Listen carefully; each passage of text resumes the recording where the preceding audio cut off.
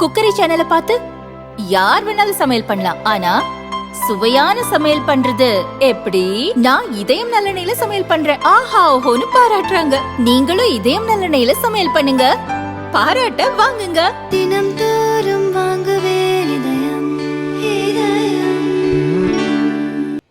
தினமலர் நேயர்களுக்கு வணக்கம். இன்றைய நம்முடைய சிறப்பு நேர்காணலில் நம்மோடு இணைந்திருக்கிறார் மூத்த பத்திரிகையாளர் திரு ரங்கராஜ் பாண்டே அவர்கள். வணக்கம் சார். வணக்கம். இன்றைக்கு கிண்டி மருத்துவமனை, அரசு பன்னூக்கு மருத்துவமனையினுடைய நிகழ்வு. மருத்துவர் ஒருவர் கத்தி குத்துப்பட்டு இப்போது தீவிர சிகிச்சை மேற்கொள்ளப்பட்டு பேசினார் அப்படின்னு சொல்லிட்டு இப்போ கொஞ்ச நேரத்துக்கு முன்னாடி ஒரு வீடியோ கூட ரிலீஸ் ஆகிருக்கிறத பார்க்குறோம். முதல்ல இந்த இன்சிடெண்ட் எப்படி பார்க்குறீங்க? பாதுகாப்பு குறைபாடு அப்படின்னு நினைக்கிறீங்களா? மருத்துவர்களுக்கு பாதுகாப்பு தேவை அப்படின்ற ஒரு விஷயம் தான் தொடர்ந்து இது வலியுறுத்துதான். மருத்துவர்களுக்கு மட்டும் இல்லை, ஒவ்வொரு குடிமகனுக்குமே பாதுகாப்பு இருக்கணும். மருத்துவர்களுக்கு மட்டும் பாதுகாப்பு, வழக்கறிஞர்களுக்கு பாதுகாப்பு, காவல்துறைக்கு பாதுகாப்பு, நீதிபதிகளுக்கு பாதுகாப்பு அப்படி இல்லை. எவ்ரி சிவிலியன், ஒவ்வொரு குடிமகனுக்கும் நம்ம சிட்டிசன்ஸ் எல்லாருக்குமே நம்ம அதை கட்டாயமாக கொடுத்தோம். அதில் குழப்பம் இல்லை. ஆனால் எந்த அளவுக்கு குழப்பம் கொடுக்க முடியும் அப்படிங்கிறதுலையும் டெக்னாலஜி மேன் பவர்லேயும் ஒரு பெரிய லேகிங் ஓடிட்டு இருக்குது. அது நம்ம அட்ரஸ் பண்ண வேண்டிய விஷயம். இந்த சம்பவத்தை பொறுத்தளவுக்கு இது லா அண்ட் ஆர்டர்னு நான் தொடர்படுத்த மாட்டேன். இது ஒரு பைத்தியக்காரன் செஞ்ச விஷயம் அப்படின்னு நான் நினைப்பேன். இது ஒரு மேட் மேன் கொஞ்சம் கூட அறிவே இல்லாமல் வெறும் உணர்ச்சிவசப்பட்டு அது இந்த மெடிசின் அப்படிங்கிறதும் மெடிக்கலுங்கிறதும் என்னன்னே தெரியாமல் சரியாக ட்ரீட்மெண்ட் பண்ண மாட்டாரு அப்படின்னு போட்டு அவரே கிட்டத்தட்ட 10-15 முறைக்கு அங்கே வந்திருக்கிறாரு. அவங்க அம்மாவுக்கு தொடர் ட்ரீட்மெண்ட் எடுத்துகிட்டு இருக்கிறாரு. அது எதுவுமே இல்லாமல் வெறும் உணர்ச்சிவசப்பட்டு செஞ்ச விஷயம். வெஸ்ட் பெங்காலில் கொல்கத்தாவில் நடந்த பாலியல் வன்முறைங்கிறது சட்டம் ஒழுங்கு சீர்கேட்டுக்கான ஒரு விஷயம். அதை ஏன் அப்படி சொல்கிறேன், இதை ஏன் சட்டம் ஒழுங்கு பற்றி தொடர்புலன்னு சொல்கிறேன்னா, இது ஒருத்தர் உணர்ச்சிவசப்பட்டு நடக்கக்கூடிய விஷயம். இப்போ நாம் பேசிட்டு இருக்கிறதுல இந்த ரூம்குள்ளே 4 பேர் இருக்கிறோம். நான் பேசிருக்கும்போது டக்குன்னு சார் நீங்கள் எங்கள் டப்புன்னு அடிச்சிடுறீங்க. அப்போ நான் அடி வாங்கிட்டேனே அப்படின்னா எஸ் அடி வாங்கிட்டேன் தான். இதை காவல்துறை தடுத்திருக்க முடியுமான்னு தடுத்திருக்க முடியாது. சரிங்களா? அப்போ என்ன பண்ணணும், யார் அடித்தான்னு தெரியும். நீங்கள் தான் அடிச்சிங்க, போலீஸ் பிடிச்சிட்டு போயிடுவாங்க, கேட்பாங்க. இவ்வளோதான் சாத்தியம். அந்த இடத்துல நீங்கள் ஏன் பண்ணல, ஒரு பத்திரிகையாளருக்கு பாதுகாப்பு இல்லையா அப்படின்னு நம்ம கேட்க முடியாது. நம்ம அதில் பாண்டே தெரியாதா, அவர் அடி வாங்கினாருன்னு என்ன அர்த்தம் அப்படின்னு அது இந்த இடத்துல அது யாரும் எதிர்பார்க்க முடியாத விஷயம். அவங்க ஹாஸ்பிட்டலில் ட்ரீட்மெண்ட் தொடர்பான வாத பிரதிவாதங்கள் அன்றாட நடக்கும். மருந்து இல்லை, லேட்டாக வந்துட்டாங்க, நர்ஸ் இல்லை, ஸ்ட்ரெச்சர் இல்லை, இசிஐக்கு வெயிட் பண்ண சொல்கிறாங்க, எம்ஆர்ஐக்கு வெயிட் பண்ண சொல்கிறாங்க. இதை மாதிரி 100 விஷயங்கள் எவ்ரிடே நடக்கும். அந்த ஸ்ட்ரெச்சர் இல்லாமல் ஆளை தூக்கிட்டு போனாங்க. அப்போ எல்லாமே ஒரு டிஸ்பியூட் இருக்கலாம். நம்ம ஆள் தூக்கிட்டு போனாங்கன்னு மட்டும் பார்க்குறோம், ஸ்ட்ரெச்சர் இல்லைங்கிறத. அதற்கு பின்னாடி ஒரு சண்டை கட்டாயம் போட்டுருப்போம். அந்த அம்மாவோ அந்த பையனோ தூக்கிட்டு போனால் ஒரு சண்டை போட்டுப்பாங்க. ஸ்ட்ரெச்சர் கிடையாதாங்க, ஒரு ஆள் கிடையாதுங்க, ஒரு ஸ்டாஃப் கிடையாதுங்க, சாப்பிட போயிருக்காங்க, அப்புறம் போயிருக்காங்க, வேணா போ அப்படிம்பாங்க. குழந்தைய பார்க்கறதுக்கு காசு, ஆனா பெண்ணா சொல்ற காசு, இது மாதிரி அது இருந்துகிட்டே இருக்கும். அது dispute in hospital is routine one. அது இப்படி எஸ்கலேட் ஆகுமான்னு யாரும் கற்பனை பண்ணிருக்க முடியாது. அதனால நான் இந்த விஷயத்துல காவல்துறையோ சட்டம் ஒழுங்கோ நான் குறை சொல்ல மாட்டேன். ஒரு பைத்தியகாரத்தனமான ஒரு ஆக்ட் அப்படின்னு மட்டும் தான் நான் பார்ப்பேன். அதாவது பல 1000 பேர் இருக்கக்கூடிய மருத்துவமனை, ஒரு பட்டப்பகல் கத்தியோடையே ஒருத்தர் வராரு, உள்ள ரெகுலரா வந்திருக்காரு, 6 மாசமா அங்க வந்திருக்காரு அப்படின்னு சொன்னா கூட அது மன அழுத்தமோ மன உளைச்சலோ நீங்க சொல்ற மாதிரி ஒரு பைத்தியகாரத்தனமான செயலா இருந்தா கூட அதை செஞ்சா நமக்கு பாதிப்பு இல்லைன்ற அளவுக்கான சூழல் தான் இப்போ இங்க நிலை. இல்லை, அதை நம்ம 2ஆ பிரித்து பார்க்கணும். நீங்கள் ஆயிரக்கணக்கான வரக்கூடிய மருத்துவமனைனா அது எப்படி நீங்கள் சோதனை பண்ணுவீங்கன்னு பார்க்கணும். அங்கே பிரைவேட் செக்யூரிட்டிஸ் நிறைய பேர் இருக்கிறாங்க. நீங்கள் ப்ளூ ஷர்ட்டும் ப்ளூ பேண்ட்டும் போட்டு, டார்க் ப்ளூ பேண்ட்டும் போட்டு நீங்கள் செக்யூரிட்டிஸ் பார்த்துருப்பீங்க விஷுவல்ஸில். அவங்க அங்கே தான் இருக்காங்க. அவங்க குழந்தைத்தனமாக பிஹேவ் பண்ணாங்கிறது வேற ஒரு விஷயம். அது அந்த பையன் தினேஷ் சம்திங், அவர் குத்திட்டு அவர் நடந்து போகிறாரு. பின்னாடி ஒருத்தர் வீடியோ எடுத்துகிட்டு போய் ஏங்க அவங்க வெட்டிட்டாங்க சத்தம் போட்டு வர்றாரு. ஒரு 4 செக்யூரிட்டி பின்னாடியே போகிறாங்க. Nobody dare to touch him. அதுதான் ஒரு பெரிய துயரமான விஷயம். நீங்கள் பாதுகாப்பாக தான் சொல்லிட்டு இருக்கோம். பாதுகாவலர்கள் இருக்காங்க, போலீஸ்காரங்க இல்லை, பாதுகாவலர்கள் இருக்கிறாங்க. ஆனால் அந்த பாதுகாவலர்கள் என்ன ஏஜ் குரூப்பில் இருக்கிறாங்க, என்ன கெப்பாசிட்டியில் இருக்கிறாங்க, அவங்களுக்கு என்ன ட்ரைனிங் கொடுக்கப்பட்டிருக்கு. ஒருத்தன் வெட்டிட்டாங்கன்னு சொல்லிட்டே ஒருத்தர் வீடியோ எடுத்துகிட்டே போகிறாரு. பிடிங்க அப்படின்னு அவர் கேஷுவலாக நடந்து போகிறார். பின்னாடி ஒரு 4 பாதுகாவலர்கள் இருப்பாங்க. யாரும் அவருக்கு குறுக்க மறிச்சு இங்கே வாடா, யாரா நீ எங்கடா போகிறன்னு கேட்கறதுக்கான துணிச்சல் இல்லை. அதுக்கப்புறம் வேற ஒரு டாக்டர் மாதிரி மைட்வி அவர் ஒருத்தர் பிடிச்ச பிறகுதான் அவர் மறுத்த பிறகுதான் இவங்கெல்லாம் வர்றாங்க போகிறாங்க. அப்போ இந்த செக்யூரிட்டிக்கு நீங்கள் என்ன ட்ரைனிங் கொடுத்தீங்க? வர்றவங்கள்ட்ட போறவங்கள்ட்ட ஒரு 10 ரூபா காசு வாங்குறதா அவங்களுக்கான ஆசையா? அது என்ன பழகி கொடுத்துருக்கேன்னு தெரியல. அப்போ ஒருத்தர் ஒரு அன்னீசினஸ் ஒன்று இருக்குன்னா முதல்ல நிறுத்தி, அடிக்க வேண்டாம், பிடிக்க வேண்டாம், செய்யல தப்பு இல்லாமல் இருக்கலாம், இவனா இல்லாமல் இருக்கலாம், தினேஷ் முன்னாடி போயிருக்கலாம், ஏப்பா ஈரப்பா யாருப்பா நீ எங்கப்பா போறன்னு கேட்கலாம்ல. அதுக்கு கூட வழி இல்லை. ஒரு 2.5 நிமிஷம் வீடியோ போயிட்டே இருக்கு. அவர் நடந்து ரொம்ப நிதானமாக கத்தியை தூக்கி ஒரு இடத்துல போட்டு நிதானமாக கிளம்பி போயிட்டே இருக்கிறார். இதுதான் நீங்க என்ன மாதிரி ட்ரெயின், யாரோ ஒருத்தர் நம்ம காசு கொடுத்தானே அவனுக்கு நம்ம ஏஜென்சி கொடுத்துருவோம், அவன் இந்த செக்யூரிட்டி வேலையை பார்க்கணும், இப்படி கொண்டு போயிட்டு தான். நீங்க போலீஸ் நிப்பாட்டுறீங்களா, ராணுவத்தை நிப்பாட்டுறீங்களா, லோக்கல் செக்யூரிட்டி நிப்பாட்டுறீங்களா, இல்லை அவருக்கு ட்ரைனிங் கொடுக்குறீங்களான்னு பார்க்கணும். எல்லாம் குப்புரடிக்கப்படுத்து போயிட்டாங்கன்னு. பட் இது லா அண்ட் ஆர்டர் தொடர்பாக நேரடியாக தொடர்புடைய விஷயம் இல்லாட்டாலும் தமிழக அரசுக்கும் தமிழக காவல்துறைக்கும் தலைக்குனிவு. சென்னை உயர்நீதிமன்றம் காவல்துறையால் பாதுகாப்பு கொடுக்க முடியாது, நான் சிஏஎஸ்எஃப் வச்சுக்கிறேன்னு சொல்லி சொன்னால் அது ஒரு அசிங்கமாக நம்ம நினைக்கணும். இன்னைக்கு நீங்கள் உள்ளே போனீங்கன்னா சிஆர்பிஎஃப் சிஎஸ்எஃப் பாதுகாப்பு தான் சென்னை ஹைகோர்ட்டில் இருக்குது. அப்போ தமிழ்நாட்டில் இருக்கீங்க, பாரிஸில் இருக்கீங்க, தலைநகரத்தில் இருக்கீங்க, நாங்கள் பார்த்துக்குறோம் பாஸ் அப்படின்னு சொல்ல முடியாமல் இதுக்கு வேற ஒரு பாதுகாப்பு தேவைப்படுதுன்னு எனக்கு ஒன்றும் புரியல. நீங்கள் ஏர்போர்ட்டாவது ஒரு பேச்சு கணக்கு சொல்கிறா இருந்தால் அது வந்து சென்ட்ரல் கவர்மெண்ட் ஏஜென்சி சார், அதனால் வச்சிருக்காங்க சார் சொல்லி சொல்லிக்கலாம். அதையுமே நம்ம முழுக்க நான் பார்த்துக்கிட்டு சொல்ல முடியணும், நம்மளால் அப்படி முடியணும். அப்படி இல்லாமல் ஒவ்வொரு நிறுவனமாக ஹைகோர்ட்டு நாங்களே பாதுகாப்பு பார்த்துக்கிறோம், மருத்துவமனைகளுக்கு நீங்களே பாதுகாப்பு பார்த்துங்க அப்படின்னா நீங்கள் என்ன தான் செய்வீங்க?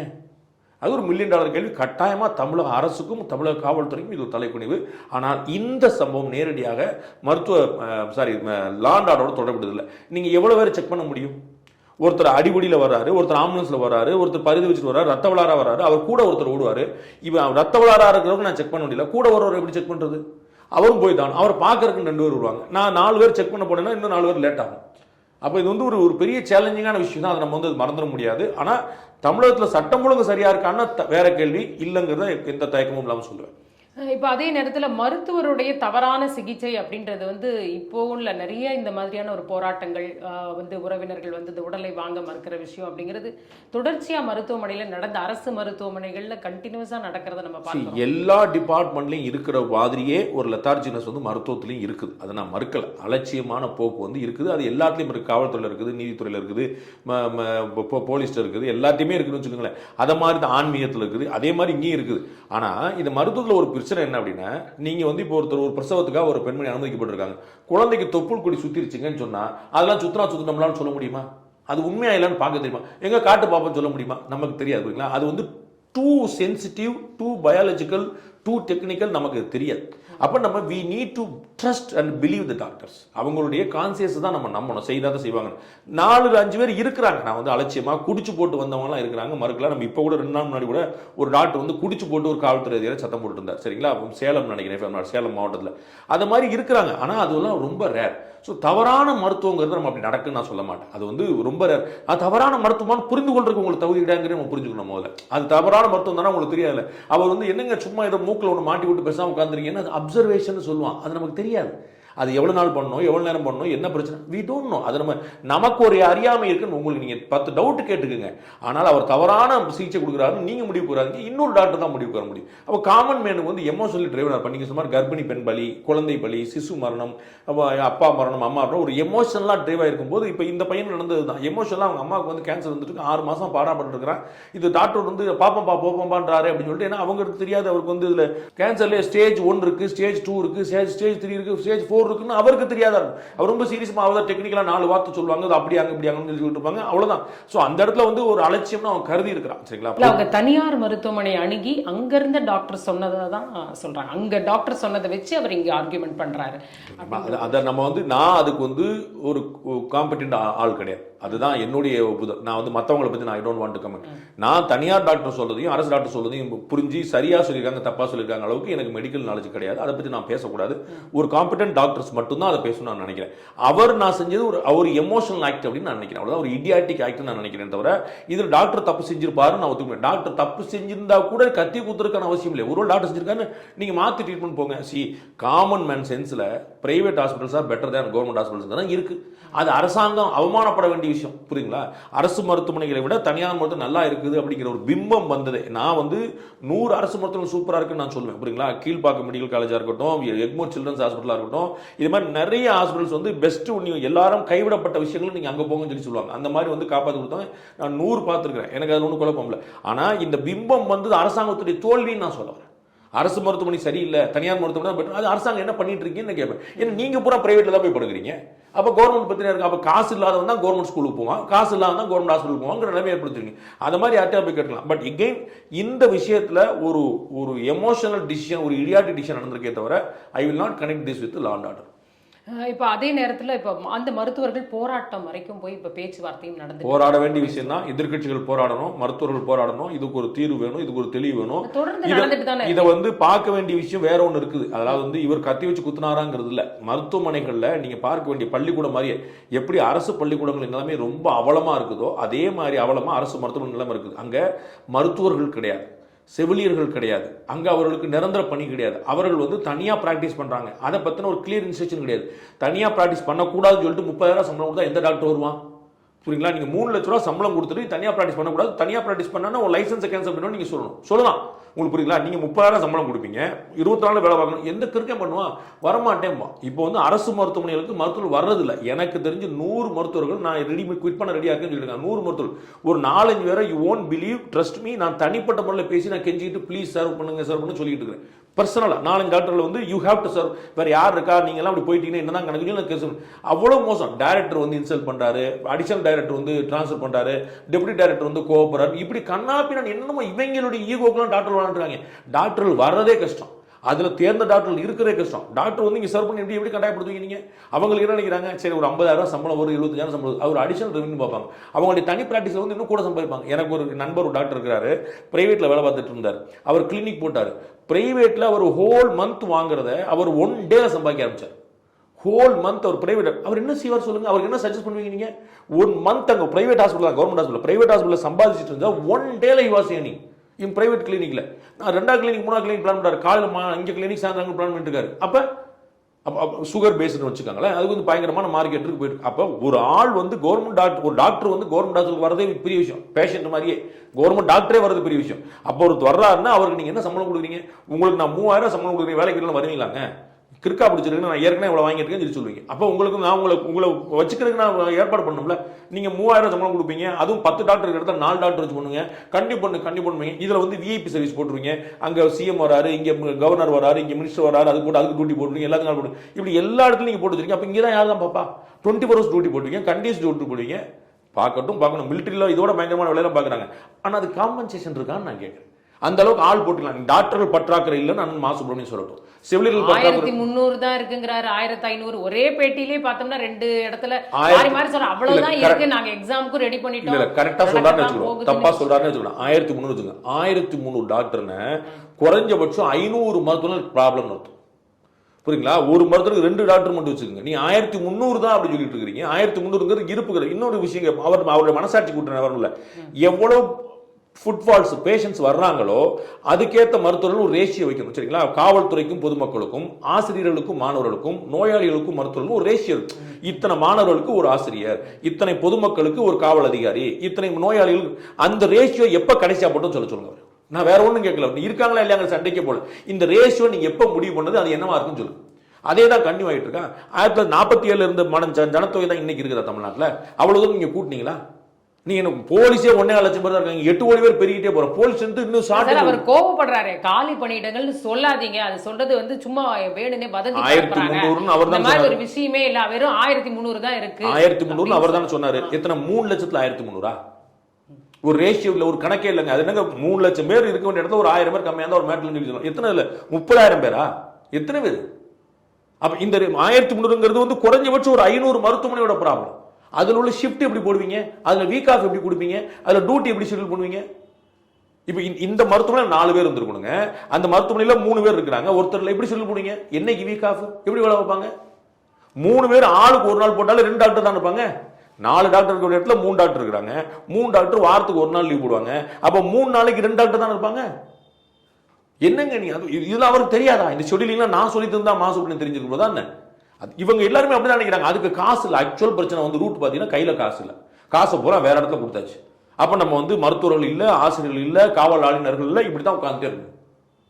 இவங்களுடைய லெத்தார்ஜினஸ் இங்கே தான் இருக்கு. இன்னும் மருத்துவமனையில் செவிலியர்கள் இல்லை, அவங்களுக்கு கொடுத்த வாக்குறுதி நிறைவேற்றல. நீங்க கொடுத்த வாக்குறுதி சொல்லுங்க, நீங்க என்ன எந்த வேலைக்கு எடுக்கிறீங்க, இவ்வளவு சம்பளம் தரீங்க, கூட்டினீங்க தான் எடுத்தீங்க. அப்ப அந்த சம்பளத்தை நீங்க கொடுக்கணும்ல, கொடுத்தீங்களா? உங்களுடைய தேர்தல் வாக்குறுதி அதிமுக சொன்னதை விட்டுருங்க, பாஜக சொன்னதை விட்டுருங்க. அதிமுகவுடைய தேர்தல் அறிக்கையில் சொன்ன வாக்குறுதி நிறைவேற்றிக்கலாம். இதே டாக்டர் போராடுறாங்க, இதே செவிலியர்கள் போராடுறாங்க. அவங்களுக்கு என்ன பாதுகாப்பு இருக்குது? அப்ப ஆலை இல்லைன்னா பாதுகாப்பு எங்கிருந்து வரும்? டாக்டர் வந்து 7 ஷிஃப்ட் பார்க்குறான், குடிச்சு போட்டு வந்துடுறான், அவனால முடியல. அதை நான் நியாயப்படுத்த முடியாது. குடிச்சு போட்டு டாக்டர் வந்து மாதிரி அது மாதிரி ஒரு கொலை குத்தம் எதுவுமே கிடையாது நான் சொல்லுவேன். பட் என்ன சொல்லுவீங்க? அவனுக்கு சம்பளம் கொடுங்க. நீங்க வந்து அரசு மருத்துவர்கள் தனியார் பிராக்டிஸ் பண்ணலாம்னு சொல்லுங்க. திரு மாசுடன் சொல்லுங்க, எந்த அரசு மருத்துவம் தனியார் பிராக்டிஸ் பண்ணலாம்னு சொல்லுங்க. அப்படி விதி இருக்கா இல்லையான்னு சொல்லுங்க. அப்புறம் ஏன் நீங்க அனுமதிச்சீங்க? ஏன்னா உங்களுக்கு தெரியும், மனசாட்சி தெரியும். 30,000 40,000 சம்பளம் கொடுத்தா அவனை பிராக்டிஸ் பண்ணாம இருக்க சொல்ல முடியாதுன்னு தெரியும். அவன் நிறைய லட்ச லட்சமா கோடி கோடியா செலவழிச்சு படிச்சு வந்திருக்கான், அவனுக்கு தெரியும். அப்ப நீங்க அந்த சம்பளம் கொடுங்க. போகாதுன்னு சொல்லுங்க. உங்களுக்கு புரியுங்களா? நீங்கள் சம்பளம் வந்து 12,000 கொடுத்து லஞ்சம் வாங்காதானே? ஒரு ஹோட்டலில் சர்வர் வந்து டிப்ஸ் எதிர்பார்ப்பார மாட்டாரா? என்ன கணக்கு? அவர் கொடுக்குற சம்பளம் பத்தாம தானே நீங்கள் டிப்ஸ் கொடுக்க இருக்கிறாரு. போலீஸ்காரர் வந்து எதுக்கு 10 ரூபாய்க்கு 5 ரூபாய்க்கு லாரியில் நின்றுட்டு இருக்காங்க? Singapore government officers Chennai Singapore ஆக்குவோம், சிங்காறு சென்னை, சிங்கப்பூர் சென்னை சொல்றீங்கல்ல, சிங்கப்பூருக்கு தமிழ்நாடு கம்பேர் பண்ணி பாருங்க. அங்கெல்லாம் எப்படி சம்பளம் கொடுக்குறாங்கன்னு பாருங்க. பிரைவேட்டுக்கு நிகராக கவர்மெண்ட் கொடுக்குறாங்க. அப்பதான் உங்களுக்கு வந்து ஆசை வராதுன்னு. நீங்க வந்து ஒரு பிரைவேட்ல வந்து சாஃப்ட்வேர் இன்ஜினியரிங் வந்து அண்ணாமலை நம்ப மாட்டீங்க. நான் இந்த இடத்துல அண்ணாமலை கொண்டு வரலான்னு சொல்லிட்டு அப்படி யோசிக்க பார்த்தா எங்க போனாலும் அண்ணாமலைக்கு வந்துடுறான் அப்படி யோசிக்காதீங்க. அவர் வந்து ரொம்ப ஆச்சரியமான விஷயத்தை டிஸ்கஸ் பண்றாரு. ஒரு ஏட்டையா வந்து 30,000 சம்பளம் வாங்குறாரு. ஒரு ஐடிஐல ஒர்க் பண்ணிட்டு இருக்கிறவர், ஒரு ஐஐடி படிச்சு வெளியே வந்தவர், ஒருத்தர் வந்து 3 லட்ச ரூபா சம்பளம் வாங்குறாரு. அவர் ஐடில இருந்து நேரம் வருவாரு, நான் 3 லட்சம் திஸ் இஸ் தட்ஸ் அப்படிம்பாரு. இந்த ஆள் கடுப்புல உட்காந்துருப்பான். ஏன்டா வாடா அப்படின்னு சொல்லிட்டு போட, போய் பேப்பர் வாங்கிட்டு வாடா, போய் பேனா வாங்கிட்டு வாடா, போய் இது வாங்கிட்டு வாடான்னு சொல்லு. அவன் சார் நான் என் பொண்டாட்டி காண வந்துட்டு நீ போய் பேப்பர் வாங்கிட்டு வாடா. என்ன அந்த பேசிக்கெல்லாம் மைண்ட்ல வந்து ஒரு சைக்கலாஜிக்கல். நான் 30,000 சம்பளம் வாங்குறேன், 50 வயசு. இவன் வந்து 22 வயசு வந்து 1 லட்ச ரூபா சம்பளம் வாங்குறான். அப்ப இந்த மாதிரியான ஒரு கணக்கு வித்தியாசம் இதெல்லாம் அவங்க சரி பண்ணாம வந்து அது சரியில்லை ஒன்று சொல்லிட்டே போயிட்டு இருக்க வேண்டியதான். மருத்துவத்துறையில சுகாதாரத்துறையில பார்க்க வேண்டிய விஷயங்கள் 100 இருக்கு. ஓட்டர் இருக்கு, கோளாறு இருக்கு, ஷிஃப்டிங் இருக்கு, துப்புரவு சரியில்லை. நீங்க வந்து ஒண்ணுமே பண்ணாங்க. யார்கிட்ட நீங்க இருக்கீங்க, கேமராமேன் டீம் இருக்காங்க, 4 யார்கிட்ட கேளுங்க. கவர்மெண்ட் ஹாஸ்பிட்டல் கிளீனா இருக்குமா, பிரைவேட் ஹாஸ்பிட்டல் கிளீனா இருக்குமான்னு கேளுங்க. என்ன கணக்குன்னு கேளு. சரி, மருத்துவர்கள் 1300 அண்ணனே ஒத்துக்கிட்டாரு. செவிலியர்கள் எத்தனை? 2000 இருக்கும்ல வச்சுக்கணும். அப்ப துப்புரவு பணியாளர்கள் எத்தனை? சவர தொழிலாளர்கள் எத்தனை? எவ்வளவு அங்க லேப் அசிஸ்டன்ஸ் எத்தனை? சொல்லுங்க. இல்லைங்க மொத்தமே இவ்வளவு தாங்க சொல்லுறோம். அப்ப ஒன்னு இல்லைன்னு எப்படி சொல்லுவாங்க? ஆபரேஷன் முன்னாடி பாடி ஷேவ் பண்ணுவாங்க. அந்த பார்ட் எந்த பார்ட்டுக்கு பண்ணணுமோ அது யார் பண்ணுவா? டாக்டர் பண்ணுவாரா? அதுக்கு ஒருத்தர் இல்லைன்னு நினைச்சுவீங்க. அதுக்கு ஒரே ஒருத்தர் போட்டு மருத்துவமனையில் 24 மணி நேரம் இயங்கும். சரிங்களா? ஆபரேஷன் வந்து மார்னிங் பூரா இருக்கும். நம்ம வந்து பகலில் பூரா அந்த 9 to 6 வச்சுக்கலாம். ஒரு பேச்சு ஏர்லி மார்னிங் பண்றவங்க நிறைய இருக்காங்க. ஸோ 5 மணி. அப்போ எப்போ நீங்க ஷேவ் பண்ணுவீங்க? அப்போ வந்து அவருக்கு ஆஃப் பண்ணி வச்சுப்பீங்க. அவர் லீவ்ல போட்டா நினைச்சுவீங்க. துப்புரவு பண்ணிக்க நினைச்சுவீங்க. எவ்வளவு விஷயங்கள் எப்படி பிரைவேட் சக்சஸ் பண்ணது, கவர்மெண்ட் சக்சஸ் பண்ண முடியலங்கிற பேசிக் சென்ஸ் யோசிச்சா பார்த்தாதா அது எப்படி வந்து மெடிக்கல் டிபார்ட்மெண்ட் போனா பிரைவேட் சக்சஸ் பண்றான், செக்யூரிட்டி போனா பிரைவேட் சக்சஸ் பண்றான், ஸ்கூல் போனா பிரைவேட் சக்சஸ் பண்றான், கவர்மெண்ட் ஸ்கூலுக்கு யாரும் வர மாட்டான். என்ன காரணம் யோசிக்க வேண்டாமா? அப்ப பிரச்சனை கவர்மெண்ட் யோசிக்க மாட்டாங்களா? எல்லாத்தையும் நியாயப்படுத்திக்கிட்டே போனா. திரும்பவும் சொல்றேன், இந்த விஷயத்தை நான் வந்து லா அண்ட் ஆர்டர் பிரச்சனை சேர்க்க மாட்டேன். ஆனா மருத்துவமனையில அவலம் 1000 இருக்கு. இந்த சம்பவத்தை வச்சுட்டா அதெல்லாம் பார்க்கட்டும். மருத்துவருடைய பிரச்சனை 100 இருக்கு. அதிகாரிகளுடைய தலையீடு, அதிகாரிகளுடைய ஈகோ, மருத்துவர்களுக்கு கண்ணாபண்ணன் பணியிடம் போறது, தேவையில்லா இடத்துல தேவையில்லா போறது, எக்ஸ்பர்ட் தூக்கி ஆர்டினரி இடத்துல போறது, ஆர்டினரி தூக்கி எக்ஸ்பர்ட் இடத்துல போறது, பெரிய மருத்துவமனை சின்ன ஆள போறது, சின்ன மருத்துவமனை பெரிய ஆள போறது, அவங்களுடைய ஈகோக்கு. இதெல்லாம் இல்லைன்னு மறுக்கட்டும். அண்ணன் மா சுப்பிரமணியம் கால் பற்றாக்குறை எவ்வளவு ஓடிட்டு இருக்கு. 100 பஞ்சாயத்து அங்க ஓடிட்டு இருக்கு. கேட்கற காலம் கிடையாது. இப்போ இவர்கள் வந்து போராட்டம் நடத்துறது அப்படின்றது ஒரு இதை வந்து எப்படி இப்போ நீங்க சொல்றீங்க இதெல்லாம் செய்யவே முடியாது, இது ப்ராக்டிக்கலி இம்பாசிபிள், பாதுகாப்புக்கு தனிப்பட்ட முறையில் ஒருத்தருக்கு எப்படி கொடுக்க முடியுன்றது நியாயமான விஷயம். அப்ப இவங்க பாதுகாப்பு கேட்டுக்கிட்டே தானே இருக்காங்க. இப்போ 2023லயும் கேட்டாங்க, அதிமுக ஆட்சியிலையும் கேட்டாங்க பாதுகாப்பு. சார் நான் சொல்றது இந்த சம்பவம் சட்டம் ஒழுங்கோடு தொடர்பு கிடையாது. முதல் வரி. 2வது சொல்றேன், அவர்கள் போராடத்தான் வேணும்ன்றேன். மருத்துவர்கள் போராடணும், எதிர்கட்சிகள் போராடணும், ஊடகங்கள் குரல் கொடுக்கணும், எல்லாருமே கொடுக்கணும். அது இந்த சம்பவம் ஏற்கக்கூடிய சம்பவம் கிடையாதுல்ல.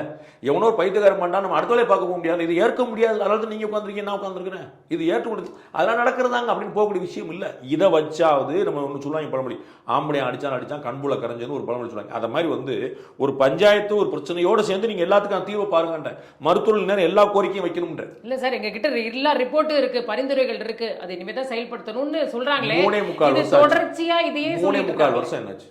நான் மற்றவங்களெல்லாம் விட்டுருங்க, நம்ம இப்போ பேசுவோம். நம்ம வந்து சென்ட்ரல் கவர்மெண்ட்ல ஒரு கோளாறுன்னு 2014 வரைக்கும் இருந்த பிஜேபி காங்கிரஸ் கவர்மெண்ட் சொல்ல முடியாது. 10 வருஷமா நீங்க இருக்கீங்க, அதே தான் 3.25 வருஷமா நீங்க இருக்கீங்கல்ல. இங்க நடக்கிற எல்லாத்துக்கும் நீங்க பெருமை அடிக்கிறீங்களா? அப்ப இங்க நடக்கிற குறைக்கு யார் பொறுப்பு? இங்க ரெண்டே விட்டுருங்க. எல்லாரும் கேள்வி பெருமா திரு எடப்பாடி பழனிசாமி, திரு சீமான் எல்லாரும் எல்லாத்துக்கும் கலைஞர் பேரையை வைக்கிறீங்க. ஆமா, நாங்க அந்த பெருமை எடுத்துக்கணும் சொல்லி வேற யார் பேரை வைக்கிறதுன்னு கேட்கறாங்கல்ல.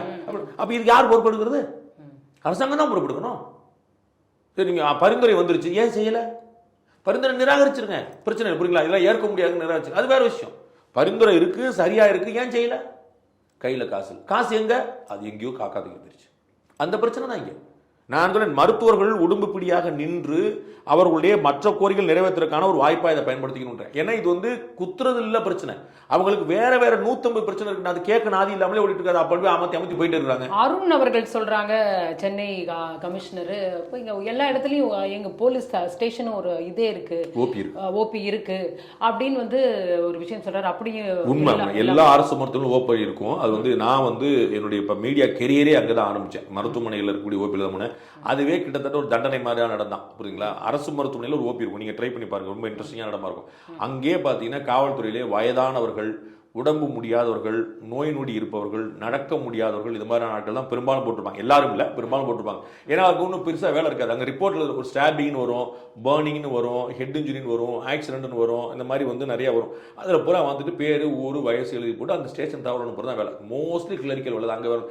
இதை மாதிரி குத்து வந்து பல ஆண்டுகளில் ஒரு முறை நடக்குது. காலைல எந்திரிச்சா ஒரு குத்து, சாயந்தரம் எந்திரிச்சா ஒரு குத்துல, வரும்போதே குத்தோட தான் வரும். இங்கே வந்து குத்தாது, சரிங்களா? வரும்போது குத்தோட வரும், வரும்போது பேர்ன்ஸோட வரும், வரும்போது ஹெட் இன்ஜுரி வரும். அது பூரா கணக்கெடுப்பாங்க. ஆக்சிடென்ட் கணக்காரு டேலி ஆகுதான்னு பார்க்கணும். அங்கே ஒரு ஆக்சிடென்ட் பதிஞ்சிருப்பாங்க, இங்கே வந்து அவர் வந்தார், எல்லாத்துக்கும் ஒரு பர்சன்டேஜ்லாம் இருக்கு. பேர்ன்ஸ்னா எவ்வளோ பர்சன்டேஜ் நீங்கள் நோட் பண்ணுவாங்க. அதுக்கு வந்து மெடிக்கல் ஒரு அவர் அதை வந்து பாதுகாப்பாக தான் சொல்றாரு. இப்போ வந்து மருத்துவர்களுக்கு பாதுகாப்புனா எல்லா இடத்துலயும் ஓபி இருக்கு. அவங்கெல்லாம் அந்த பாதுகாப்பு கொடுக்க மாட்டாங்க. அவங்க எல்லாம் மருத்துவமனைக்குள்ளே வர மாட்டாங்க, நமக்கு தெரியும். யாராவது ஒருத்தர் வந்து பார்க்கறக்கா வந்தாங்கன்னா வருவாங்க, மற்றவங்க ஓபியில் தான் இருப்பாங்க. அவங்க அதை நான் புரிஞ்சுக்கிறேன். அவ்வளவு நீங்க கொடுக்க முடியாதுங்கிறத நானே சொல்றேன். அவர் கஷ்டப்பட வேண்டாம், அவருக்கு சொல்ற தர்ம சங்கடம் இருக்கலாம், நான் சொல்றேன், எனக்கு ஒன்றும் பிரச்சனை கிடையாது. ஆனா ஒட்டுமொத்த சிஸ்டமே வீக்கா இருக்குன்னு நான் சொல்ல வரேன். காவல்துறையும் அரசுமே இதுல வந்து வருத்தப்பட வேண்டிய விஷயம் நிறைய இருக்குன்னு நான் சொல்ல வரேன். இது வந்து இந்த கலைஞர் மருத்துவமனையில வந்து பாதுகாப்பு இருக்கா இல்லையா, எந்த மருத்துவமனையும் பாதுகாப்பு இருக்காதுன்ற. நம்ம பேசிட்டு இருக்கும்போது ஓன் பிலீவ் ஸ்டான்லில இன்னொருத்தர் அடிச்சு விட்டார். நம்ம பேசிட்டு இருக்கும்போதே இன்னைக்கு இங்கே கலைஞர் பன்னோக்கு மருத்துவமனையில் ஒருத்தர் குத்து, ஸ்டான்லி மருத்துவமனையில் ஒரு டாக்டருக்கு அடி. இதுக்கு எந்த போலீஸ் எங்க போய் பாதுகாப்பு? இதுவுமே ஒரு மக்களுக்கே ஒரு கோபம் வரக்கூடிய ஒரு சூழல் இங்க வந்து. அரசாங்கத்தின் மீது இருக்கக்கூடிய கோபம் அங்க டைரக்டா வரக்கூடிய காவல்துறை மீது, மருத்துவமனையில் யார் நேரடியா இருக்காங்களோ, எனக்கு வந்து என்னால அமைச்சர் பெருமக்களை தொட முடியாது, அணுகவே முடியாது. அப்ப கருமலா நிக்கிறவங்க பஞ்சாயத்து கூட்டி போடுற நம்ம காமன் மேன் சொல்லுவாங்க பாருங்க, நீ ஒழுக்குமோ, நீ புரிய ஒழுக்குமோ, முதல்ல அவனை சரி பண்ண, அப்புறம் ஏன் இப்படிதான். நீ லஞ்சம் வாங்கினியாடான்னா ஆமா சாரி சார் சொல்ல மாட்டான், எல்லாம் என்ன யாரும் வாங்காம நான் மட்டும் வாங்கின மாதிரி சொல்றாரு, புரியுங்களா? அதுதான் இந்த சிஸ்டத்திலே ஒரு கோளாறு இருக்குன்னு அதான் சொல்லிட்டு இருக்கேன். ரஜினிகாந்த் அவர்கள் சொன்னாரு, அப்படியே ஒன்னொன்னா ஆட் அப் ஆயிட்டே போச்சுன்னா ஒரு சட்டம் ஒழுங்கு சீரழிவுக்கு தானே இது. ஆமான்றேன். அதுக்காக தான் இது அரசுக்கு பொறுப்பு இருக்குன்னு நான் சொல்ல வரேன். இது யாரும் ஒன்றும் செய்ய முடியாதுன்னு நான் சொல்ல. இந்த சம்பவம் சட்டமன்றம் கூட தொடர்புடையது கிடையாதுன்னு சொல்றேனே தவிர, இதுல அரசுக்கும் காவல்துறைக்கும் அவமரியாதை அணிகிறதுக்கான விஷயம் இருக்குன்னு நான் சொல்றேன். இல்ல, கொலை நடந்தாவே என்ன சொல்றாங்க, அது வந்து அவங்க குடும்பத்துக்குள்ள பகப்பா, அது ஏதோ ஒரு அவங்களுக்குள்ள இருக்கு, உள்பகையினால வெட்டினா. நீங்க சொன்ன கொலையை நீங்க இதை எப்படி நீங்க சட்டம் ஒழுங்கோட சேர்த்துவீங்க? கொலையை நம்ம பிரிச்சுக்கிறோம். கொலை வந்து 3 வகையா பிரிக்கணும். ஒன்று உணர்ச்சி வசப்பட்டு நடக்கக்கூடியது, ஒரு தனி அறைக்குள்ள குடும்பத்துக்குள்ள நடக்கிறது, பேசிட்டு இருக்கும்போது தாய் மாமன் தகராறுல வந்து வெட்டி விடுவாங்க. அதை எந்த காவல்துறை, ஸ்காட்லாந்து யார்டு போலீஸ் வந்தா கூட ஒன்றும் செய்ய முடியாது. நீங்க யூபிலேயே இது நடக்கும். நீங்க யூபியில் லாண்ட் ஆர்டர் பியூட்டிஃபுல்லா இருக்குன்னு சொல்றீங்களே, அதுக்காக சொல்றேன். குஜராத்லயும் நடக்கும், இந்தியா பூரா நடக்கும், தமிழ்நாடு போலீஸ் மட்டும் விதிவிலக்கில் எல்லாரும். இது வந்து உணர்ச்சி வசப்பட்டு குடும்பத்தில் நடக்கக்கூடிய தகராறு. இது தடுக்கவே முடியாது. இதை கண்டுபிடிக்க தான் முடியும், தண்டனை வாங்கி தர முடியும். அதுல பலவீனம் இருக்கு, தணிக்காது. சரிங்களா? தண்டனை வாங்கி தரலே ஒரு பலவீனம் இருக்கு, அது தணிக்காது. மர்டருக்கே வந்து 25% கூட கன்விக்ஷன் ரேட் கிடையாது மர்டருக்கே. அப்புறம் மற்ற குற்றத்தெல்லாம் சொல்ல வேண்டியது இல்லை, அது தணிக்காது. ஆனால் உறவினர்கள் நடக்கக்கூடிய தகராறு, கொலையை தடுக்க முடியாது. ஒன்று. ரைவல்ரிக்குள்ள, அதாவது வந்து ரவுடி கேங்குள்ள நடக்கக்கூடியதை தடுக்க முடியாது, தடுக்க வேண்டாம்னு நான் தனியாக ஒரு சொல்லுவேன். அதெல்லாம் தடுத்துக்க வேண்டியதில்லை. நம்ம ஒரு ரவுடிக்கு பாதுகாப்பு கொடுத்துன்னு வச்சுங்க, அப்புறம் வந்து இன்னொருத்தருக்கு என்ன பேச போனால் பற்றியா ரவுடிலாம் போலீஸ் பாதுகாப்பு போகிறான்னு சொல்லி ரவுடி பயல்களுக்கு நம்ம பாதுகாப்பு கொடுக்க வேண்டியதில்லை. அவங்களும் அடிச்சுக்கிறாங்க, அதில் ஒன்று நான் நினச்சின்னா நம்ம கவலைப்பட வேண்டியதும் இல்லை, அந்த பாதுகாப்பு கொடுக்க முடியாது, கொடுக்க வேண்டியதும் இல்லை. ஆனால் போகிற பொம்பளை ஒருத்தர் செயினை பிடிச்சிருக்கிறான், புரியுங்களா? தனியா போற பெண்ணுக்கு ஒரு பாலியல் வன்முறை நடக்குது, பர்ஸ் அடிக்கிறான், பிக் பாக்கெட் அடிக்கிறான், கொலை பண்றான், சண்டை போறான், இது தவிர்க்கப்பட வேண்டியது. மாமூல் வாங்குறான், புரியுங்களா? திருவள்ளூர் கிட்ட வந்து மாமூல் வாங்கி ஒரு லேடி வெட்டியை விட்டுட்டாங்க. திருவொற்றியூர்ல. மதுரையில வந்து ஒரு கடையை காலி பண்ண சொல்லி வந்து கவுன்சிலர், டிஎம்கே கவுன்சிலர் பண்றாரு. இதெல்லாம் தான் லா அண்ட் ஆர்டர் ப்ராப்ளம், புரியுங்களா? அவர்களுக்கு துணிச்சல் வருகிறது, தவறு செய்யறதுக்கு அஞ்சாத தன்மை வருகிறது. அவங்களுக்கு வந்து நம்மளால ஒரு கொலை பண்றதுக்கு, மாமூலுக்குள்ள ஒரு கொலை பண்றதுன்னா எவ்வளவு நெஞ்சு துணிச்சல் இருக்கும். அது 2 பேர் கடையில் ஒரு சண்டை கிடையாது, புரிஞ்சுங்களா? இந்த மருத்துவர் நடந்தது அதுக்கு நடந்து வித்தியாசம் புரிஞ்சுக்கணும். மாமூலுங்கிறதை ஏற்றுக்கொள்ள முடியாத ஒரு கொடூரம். அது கொடுக்கலன்னு ஒரு கொலை பண்ணான்னா அது கர்ண கொடூரம். அது எவ்வளவு மோசம் யோசிச்சு பாத்துங்க. அதே மாதிரி மதுரையில் அது வந்து வாடகை ஒரு டிஸ்பியூட் வந்து ரொம்ப காம்ப்ளிகேட்டான டிஸ்பியூட். அது அதுல வந்து எல்லாத்தையும் தூக்கி கடையை சூறையாடுறாரு கவுன்சிலர், திமுக கவுன்சிலர். இதுதான் திமுக கவுன்சிலர் என்ன பண்ணப்பட்டிருக்காரு, அதுதான் மேட். அப்படி தமிழ்நாடு முழுக்க பலன்ல இங்க மதுரையிலேயே நம்ம பார்த்தோம். மதுரையிலேயே துணை மேயர் மேல ஒரு கம்ப்ளைண்ட் வந்துச்சு, அவங்க லேண்ட், அவருடைய வீட்டை வந்து அபகரிக்க. இதுதான் அநியாயம். இதுதான் அராஜகம், இதுதான் சட்டம் ஒழுங்கு. புரியுங்களா? காமன் மேன் சிவிலியன் வாழ முடியாத சந்தர்ப்பங்கள், இதுதான் மோசமானது. அப்போ வந்து இந்த இடத்துல நடக்கக்கூடிய கொலைகளை இவங்க தடுத்தே ஆகணும், அவங்களுக்கு அச்சம் ஏற்படுத்தும். ஸோ 3 விதமாக இப்போ உணர்ச்சிப்பட்டு நடக்கிறதா ஒன்றும் செய்ய முடியாது, வீட்டுக்குள்ளே நடக்கிறது. அதே மாதிரி ரவுடிகளுக்குள்ளே வந்து செய்ய முடியாது, ஆனால் செய்யவும் வேண்டாம். ஆனால் பொதுமக்களுக்கான பாதுகாப்பு ரோந்து ஒன்றும் இல்லைங்க. நீங்கள் வந்து சாதாரண தேர்தல் நிறைய பார்த்துருக்கேங்க. ஒரு ரோட்டில் ராத்திரி 12 மணிக்கு போலீஸோட ஜீப் இருக்குன்னு வச்சுக்கோங்க, போலீஸோட வேன் இருக்குது, சர்வேலன்ஸுக்கான வேன் இருக்குன்னு வச்சுக்கோங்க. அந்த வேனில் 2 போலீஸ்காரன் கூப்பிடிக்க தூங்கிட்டு இருந்தா கூட ஒரு திருடுறதுக்காக வரக்கூடிய திருடிட்டு வந்தது அப்படி வர்றவன் அங்கே வேன் இருந்துச்சு அப்படி திரும்பி போயிடுவாங்க. இதுதாங்க அந்த அந்த சர்வேலன்ஸோடைய அட்வான்டேஜ். ஒரு ஆள் அங்கே இருக்கிறான்னு தெரிஞ்சால் திரும்பி போயிடுவாங்க. நீங்கள் வந்து வண்டியில் எடுத்துகிட்டு போவீங்க, ஹெல்மெட் போட்டுருக்க மாட்டீங்க, அங்கே போலீஸ் இருந்தால் படக்கு வண்டி எடுத்துகிட்டு போயிருவீங்க. புரியுங்களா? இது அப்போ அந்த இருப்பு தெரியணும், அந்த அச்சம் ஏற்படும். அந்த அச்சம் இல்லை. இதான் நான் வந்து படத்தில் திருநெல்வேலி மாவட்ட காங்கிரஸ் தலைவருடைய படுகொலையிலேருந்து ஆம்ஸ்டாங்கோட படுகொலையிலேருந்து பல விஷயங்கள் வந்து என்ன பிரச்சனைன்னு அச்சமற்ற தன்மையை தான் சொல்லிப்பார். இந்த படுகொலைலாம் தவிர்க்கக்கூடியது. ஏன் நடக்குதுன்னா அச்சம் இல்லை. போட்டுக்கலாம், ஒரு 3 மாதம் ஜெயிலு, அதுக்கப்புறம் வெளியே வந்துடலாம், அதுக்கப்புறம் நம்ம தாதாவாயிடலாம், நம்ம கிங் ஆயிடுவோம், நமக்கு எடுத்துறதுக்கு லாயர்கள் இருக்கிறாங்க, நமக்கு ஒரு கட்சி பின்புலம் இருக்குது, ஏதாவது ஒரு பிரச்சனை வந்துச்சுன்னா நமக்கு வந்து 4 பேர் சப்போர்ட் பண்ணுவாங்க. இந்த இர்ஃபான் கேஸில் வந்து இதே அமைச்சர் மாசம் அது வந்து கொலை குத்தம் இல்லை அப்படின்றாரு. அது மாதிரி ஏதோ ஒரு வகையில் ஏதோ சப்போர்ட் வாங்கலாம். அப்போ குத்தமே இல்லைன்னு சொல்லிட்டு போங்க, எனக்கு ஒன்றும் பிரச்சனை இல்லை. இங்கே பாருங்க, அவரே தான் அந்த விஷயத்தில் சொன்னாங்க, காவல்துறைக்கு நடவடிக்கை எடுக்க நாங்கள். அதான் நயன்தாரா அவர்கள் வந்து ரெட்ட குழந்தையை எப்படி பெற்றுக்கிட்டாங்க அப்படின்னு ஒரு சேலஞ்சு வரும். இர்ஃபான் அவர்கள் செஞ்சது குத்தமா இல்லை, நீங்க நயன்தாரா பண்ணது தப்பே இல்லைன்னு டே 1ல சொல்லுங்க. யார் தடுக்கிறா? இர்ஃபான் பண்ணது எந்த குத்தங்க? ஒண்ணுமே இல்லை, நம்ம ஊர்ல அப்படி லா கிடையாதுன்னு சொல்லிட்டு போங்க. சோசியல் மீடியாவோட நியூஸ் வந்தா படக்குன்னு ரியாக்ட் பண்ணி பதறி எங்க ஏரியாக்குள்ள உள்ள வந்துருவியா, நான் விட மாட்டோம் அப்படின்னு சொல்ல வேண்டியது. அப்புறமா பார்த்தா ஆமா ஒண்ணுமே இல்லைன்னு சொல்லி இது எனக்கு புரியல. அது பள்ளிக்கல்வித்துறை அமைச்சராக இருந்தாலும், சுகாதாரத்துறை அமைச்சராக இருந்தாலும், துணை முதலமைச்சர் யாராக இருந்தாலும் சோசியல் மீடியாவில் வந்தால் படக்குன்னு பதறிட்டு இருக்கிறீங்க. அது உண்மையான பார்க்க சொல்ல மாட்டீங்களா? அப்படித்தான் நீங்கள் இதே மருத்துவக் கல்லூரியில் டீன்கள் வந்து பதவி எழுதி உறுதிமொழி எடுத்தாங்க, மாணவர்கள் வந்து உறுதிமொழி எடுத்தாங்கன்னு பிரச்சனை பண்ணீங்க. அப்புறம் பார்த்தா எல்லாரும் எடுத்துட்டு இருக்காங்க. அது ரொம்ப பியூட்டிஃபுல்லான உறுதிமொழியாக இருக்குது. அப்புறம் பேசாம ஆயிட்டீங்க. புதுசு நான் அவரை சஸ்பெண்ட் பண்ணுறேன், இப்படி உணர்ச்சிப்பட்டு பண்ணுறதா? உங்களுக்கு இர்ஃபான் மேட்டரில் வந்து யார் உங்கள்கிட்ட கேட்டால் கொலை குத்தம் எந்த போலீஸ் கம்ப்ளைண்ட் வந்துச்சு? சோசியல் மீடியாவில் போட்டாங்க, நீங்கள் பதறிட்டீங்க. அது குத்தம் கிடையாது சொல்ல வேண்டியதான முதல் நாள். யார் தடுக்கிறாங்களோ? அப்புறம் பண்ணி முடிச்ச அப்புறம் கொலை குத்தம் கிடையாது அப்படின்னு சொல்லி சொன்னீங்க. அப்புறம் முதல் நாள் நீங்க தான் மன்னிக்கவே மாட்டோம்லாம் சொன்னார். அதை தான் நான் சொல்ல வரேன். அது யாரா இருந்தாலும் மன்னிக்க மாட்டேன்னு சொன்னீங்க. அப்ப நீங்க உங்களுக்கே தெளிவு இல்லைன்னா அப்புறம் நாங்க எங்க போற தெளிவு?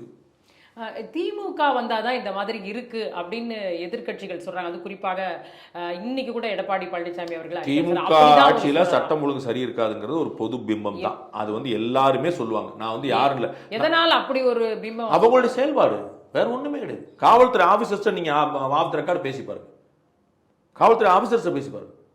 நான் பீகாரில் வந்து ஒரு எலெக்ஷன் சர்வேக்காக போயிருந்தேன். நிதிஷ்குமாரோட ஃபர்ஸ்ட் டேர்ம் முடிஞ்ச பிறகு செகண்ட் டைமுக்காக எலெக்ஷன் கண்டெஸ்ட் பண்ணார். அப்போ நான் போயிருந்தேன். அப்போ ஒரு ஐஜிட்ட நான் வந்து கேட்டேன், என்ன சார் ப்ராப்ளம்? வந்து இப்போ எப்படி லாண்டாடி இப்போ எப்படி சார் சரியா போச்சு? அப்போ ஏன் சார் மோசமாக இருந்துச்சு? அப்போல்லாம் நாங்கள் எங்கள் ஊரில் காட்டாட்சின்னு சொல்லுவோம்.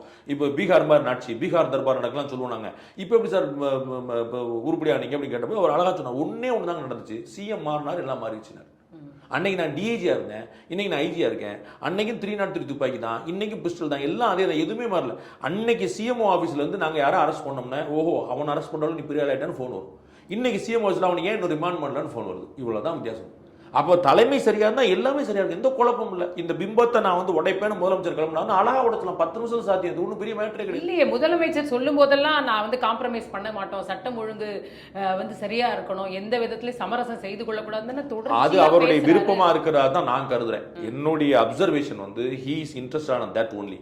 பட் வந்து ஆஃபீஸர்ஸ் வந்து அவருக்கு வேற ஒரு பிம்பத்தை கொடுக்குறாங்க, which is not a fact. அதிகாரிகளும் அமைச்சர் பெருமக்களும் கூட இருக்கிறவங்களும் சுற்றி இருக்கிறவங்களும் அட்வைசர்ஸும் எல்லாம் சூப்பர்னு சொல்லிட்டு இருக்காங்க. All is not well. எனக்கு வந்து அதில் என்ன குழப்பம்? அதே மாதிரி மக்கள் ரொம்ப மகிழ்ச்சியா இருக்காங்க அப்படிங்கிறதையும் அவர் தொடர்ந்து சொல்றாரு. அதுதானே இந்த திராவிட மாடலோட சக்சஸ். இங்க என்ன இருக்கு? நம்ம வேற டாபிக் அது, அதனால உங்களுக்கு சொல்லி கேட்டீங்கன்னு சொல்றேன். அவர்களுடைய ஓட்டு 2026 குறையும், அதை அவர் பார்த்துவார். 2019 விட 21 குறைஞ்சிருந்துச்சு, 21 விட 24 குறைஞ்சிருந்துச்சு. நான் சொல்றது அவன் வாங்கின ஓட்டு 24 விட 26 அவர் வாங்குற ஓட்டு குறையும். அதே நேரத்துல இது நீங்க சொல்ற மாதிரி இது சட்டம் ஒழுங்கு பிரச்சனையா இதை பார்க்க முடியாதுன்னா கூட எல்லாரும் எதிர்க்கட்சிகள் அத்தனை ஒரே குரல்ல இது சட்டம் ஒழுங்கு பாதுகாப்பு இல்ல. எதிர்க்கட்சிகள் போராடுறது நம்ம ஏற்க வேண்டியது, போராடணும்னு என்ன சொல்றேன். எதிர்க்கட்சிகள் போராடணும், மருத்துவர்கள் போராடணும், ஊடகங்கள் குரல் கொடுக்கணும்னு சொல்றேன். இது விட்டுட்டு போக கூடாதுன்னு நான் சொல்றேன். எனக்கு அதான் சொன்னேன், அது இது மூலமா ஒரு நல்லது நடக்கட்டும்ங்கிறதுக்காக சொல்றேன். இது லா அண்ட் ஆர்டர் ப்ராப்ளம் இல்லைங்கிறது என்னுடைய தனிப்பட்ட பாயிண்ட். அது இன்னொருத்தர் முரண்படுங்க. நான் வந்து ஏன் சண்டை போடுங்க, நான் சொல்றதாங்க சரி, அவங்க சொல்ல தப்புங்க, நான் அந்த ஐ எம் நாட் தேர். ஆனால் இதை ஒரு சாக்கா வச்சுட்டு அவங்க போராடினாங்கன்னா வேற 4 தீர்வாது கிடைக்கும். அதனால சரிதான் சொல்லணும். எதிர்க்கட்சிகள் உடம்புப்படியாக நிற்கணும், மருத்துவர்கள் உடம்புப்படியாக நிற்கணும். அது அவர்களுக்கு வேற சில ஆறுதலையாவது கொடுக்கும். நேரத்துக்கும் கருத்துக்களுக்கும் நன்றி. மீண்டும் மற்ற நிகழ்ச்சியில் சந்திக்கும் வரை நன்றி, வணக்கம்.